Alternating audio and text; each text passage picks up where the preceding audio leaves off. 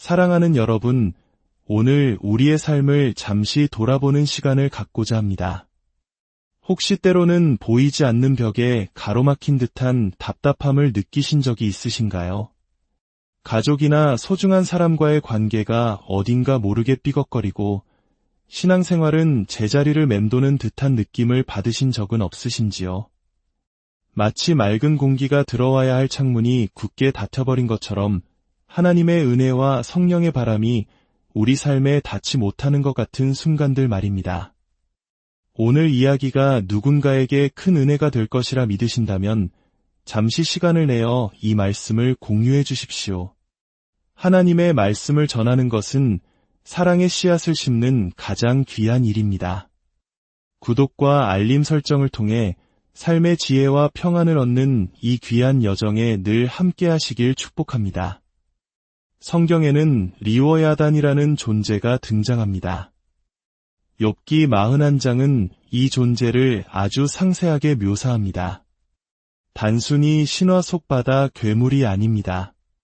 그 어떤 인간의 힘으로도 길들일 수 없는 거대하고 강력한 존재입니다. 그 몸은 빈틈없이 촘촘하게 연결된 비늘로 덮여 있어 바람 한 점조차 그 사이를 비집고 들어갈 수 없다고 성경은 말합니다. 여기서 바람은 성령을 상징합니다. 하나님의 숨결, 우리를 새롭게 하고 치유하시는 생명의 기운을 의미합니다. 그런데 리워야단의 비늘처럼 무언가가 우리 마음을 단단히 감싸고 있다면 성령의 바람은 결코 우리 안으로 들어올 수 없습니다. 성경은 이 리워야단의 정체를 명확히 밝힙니다. 바로 모든 교만한 자들의 왕이라고 말입니다. 그렇습니다. 오늘 우리가 이야기할 주제는 바로 교만이라는 영적인 실체입니다. 교만은 그저 조금 거만한 태도를 의미하는 것이 아닙니다. 그것은 우리의 영혼을 굳게 닫아버리고 하나님의 은혜로부터 우리를 단절시키는 강력한 힘입니다. 하나님께서는 욥에게 이 리워야단, 즉 교만의 영이 우리 삶에 자리 잡고 있는지 스스로 점검해 볼 수 있는 몇 가지 질문을 던지십니다. 오늘 우리 자신에게도 이 질문들을 던져보며 우리 마음의 상태를 정직하게 들여다보는 시간이 되기를 소망합니다.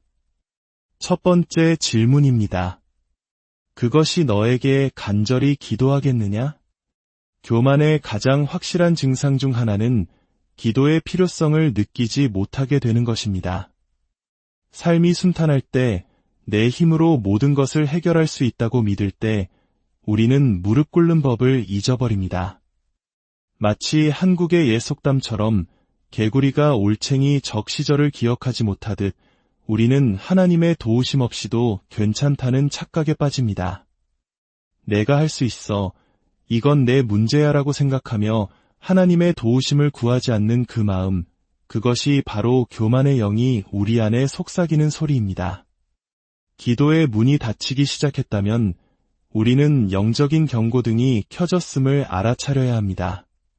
두 번째 질문은 이것입니다.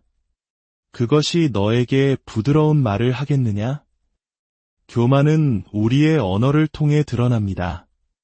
우리의 입에서 나오는 말이 칼날처럼 날카롭고 차가운지 아니면 상처를 감싸주는 따뜻한 솜과 같은지 돌아보아야 합니다. 교만한 마음을 가진 사람은 진실이라는 명분 아래 다른 사람에게 상처 주는 말을 서슴지 않습니다. 비판하고 정죄하고 깎아내리는 말을 통해 자신의 우월감을 확인하려 합니다. 성경은 사랑 안에서 진리를 말하라고 가르칩니다. 하지만 교만은 사랑을 빼앗아간 채 진실의 가시만을 남깁니다. 여러분의 말에는 어떤 온도가 담겨 있습니까? 여러분의 언어는 사람을 살리고 있습니까? 아니면 상처 입히고 있습니까? 세 번째 질문입니다. 그것이 너와 언약을 맺겠느냐? 교만은 언약을 깨뜨리는 영입니다. 하나님과의 약속, 부부 사이의 서약, 가족 간의 믿음, 친구와의 우정. 이 모든 소중한 관계는 언약 위에 세워져 있습니다. 하지만 교만은 나를 이 모든 약속 위에 둡니다. 내 감정, 내 이익, 내 자존심이 더 중요해지는 순간 언약에는 금이 가기 시작합니다. 가정이 무너지고 관계가 깨어지는 많은 경우 그 깊은 곳에는 스스로를 가장 중요하게 여기는 교만의 뿌리가 자리 잡고 있습니다. 하나님 앞에서 그리고 사람 앞에서 맺은 약속들을 가볍게 여기고 있지는 않은지 우리 자신을 돌아보아야 합니다. 마지막 4번째 질문입니다. 내가 그것을 종으로 삼아 영원히 부리겠느냐? 교만은 결코 섬기는 자리에 서지 않습니다. 오히려 섬김받기를 원합니다. 예수님께서는 이 땅에 섬김을 받으러 온 것이 아니라 도리어 섬기러 오셨다고 말씀하셨습니다. 그분은 우리 신앙의 완벽한 본보기이십니다. 하지만 교만의 영에 사로잡히면 우리는 교회에서든 직장에서든 가정에서든 대접받고 인정받기만을 바랍니다. 낮은 자리로 내려가 다른 이의 필요를 채워주는 것을 손해라고 생각하게 만듭니다. 예수님의 삶과는 정반대의 길로 우리를 이끄는 것입니다. 그렇다면 이 강력한 리워야단, 이 교만의 영을 어떻게 이겨낼 수 있을까요? 인간의 힘으로는 불가능하다고 성경은 말합니다. 낚싯바늘로 거대한 리워야단을 끌어낼 수 없는 것처럼 우리의 의지나 노력만으로는 마음 깊이 박힌 교만의 뿌리를 뽑아낼 수 없습니다. 오직 한 가지 방법만이 있습니다. 바로 예수 그리스도의 겸손을 배우고 본받는 것입니다. 최후의 만찬이 있던 날 밤을 상상해 보십시오.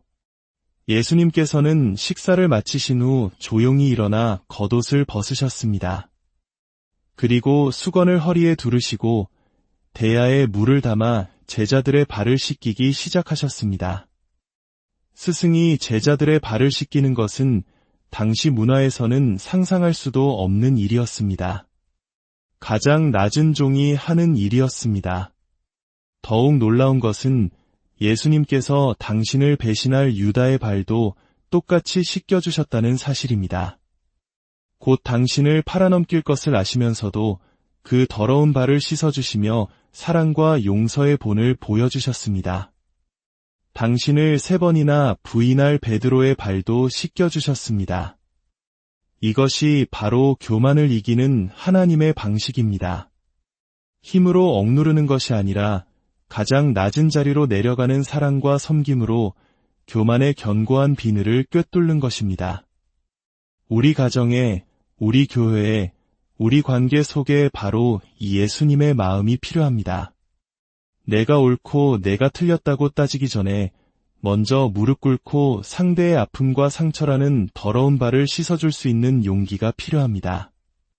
미안합니다. 용서해주세요. 라는 겸손한 고백이 있을 때 굳게 닫혔던 마음의 비늘 사이로 비로소 성령의 바람이 불어오기 시작합니다. 사랑하는 여러분, 삶이 팍팍하고 마음이 완고해져 있습니까? 기도가 막히고 입에서는 거친 말이 나오며 관계는 계속해서 깨어지고 있습니까? 어쩌면 교만이라는 리워야단이 우리 삶을 장악하고 있는지도 모릅니다.